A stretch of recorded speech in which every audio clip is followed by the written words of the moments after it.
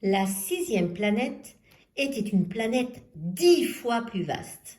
Elle était habitée par un vieux monsieur qui écrivait d'énormes livres. « Tiens, voilà un explorateur !» s'écria-t-il quand il aperçut le petit prince. Le petit prince s'assit sur la table et souffla un peu. Il avait déjà tant voyagé. « D'où viens-tu » lui dit le vieux monsieur.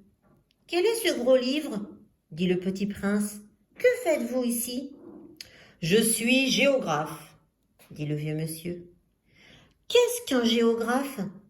C'est un savant qui connaît où se trouvent les mers, les fleuves, les villes, les montagnes et les déserts. « Ça, c'est bien intéressant, dit le petit prince. Ça, c'est enfin un véritable métier. » Et il jeta un coup d'œil autour de lui sur la planète du géographe. Il n'avait jamais vu encore une planète aussi majestueuse. « Elle est bien belle, votre planète. Est-ce qu'il y a des océans ?»« Je ne puis pas le savoir, dit le géographe. »« Oh !» Le petit prince était déçu. « Et des montagnes ?»« Je ne puis pas le savoir, dit le géographe. »« Et des villes, et des fleuves, et des déserts ?»« Je ne puis pas le savoir non plus, dit le géographe. »« Mais, vous êtes géographe ?»« C'est exact, dit le géographe. Mais je ne suis pas explorateur. Je manque absolument d'explorateurs. Ce n'est pas le géographe qui va faire le compte des villes, des fleuves, des montagnes, des mers, des océans et des déserts. Le géographe est trop important pour flâner. Il ne quitte pas son bureau, mais il y reçoit les explorateurs. Il les interroge et il prend en note leurs souvenirs. Et si les souvenirs de l'un d'entre eux lui paraissent intéressants, le géographe fait faire une enquête sur la moralité de l'explorateur. Pourquoi ça ? Parce qu'un géographe qui mentirait entraînerait des catastrophes dans les livres de géographie. Et aussi un explorateur qui boirait trop. Pourquoi ça, dit le petit prince ? Parce que les ivrognes voient double. Alors le géographe noterait 2 montagnes, là où il n'y en a qu'une seule. Je connais quelqu'un, dit le petit prince, qui serait mauvais explorateur. C'est possible. Donc, quand la moralité de l'explorateur paraît bonne, on fait une enquête sur sa découverte. On va voir.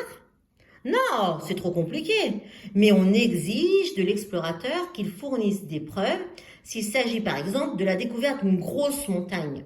On exige qu'il en rapporte de grosses pierres. Le géographe, soudain, s'émut. Mais toi, tu viens de loin. Tu es explorateur. Tu vas me décrire ta planète. Et le géographe, ayant ouvert son registre, tailla son crayon. On note d'abord au crayon les récits des explorateurs.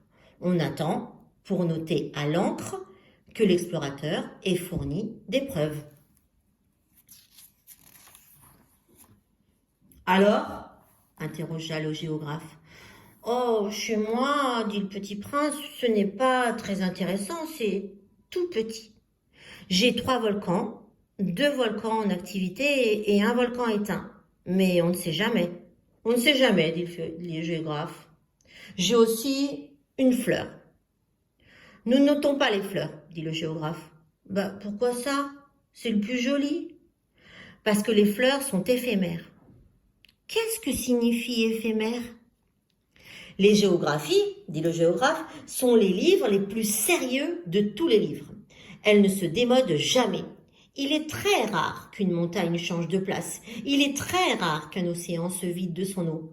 Nous écrivons des choses éternelles. « Mais les volcans éteints peuvent se réveiller, interrompit le petit prince. Qu'est-ce que signifie éphémère ?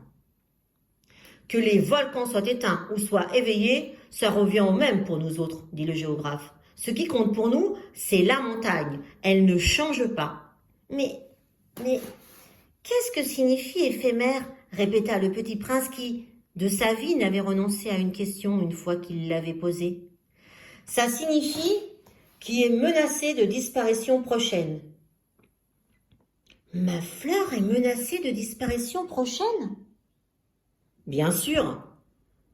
Ma fleur est éphémère, se dit le petit prince, et elle n'a que 4 épines pour se défendre contre le monde.